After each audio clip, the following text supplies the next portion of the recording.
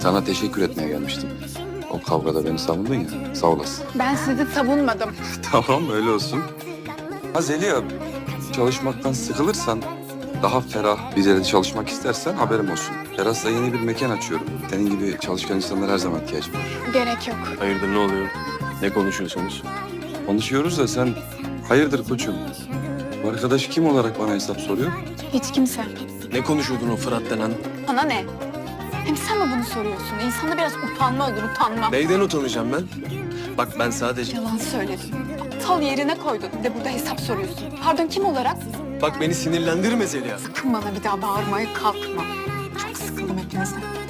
Sıkıldın sen de kendine yeni arkadaşlar...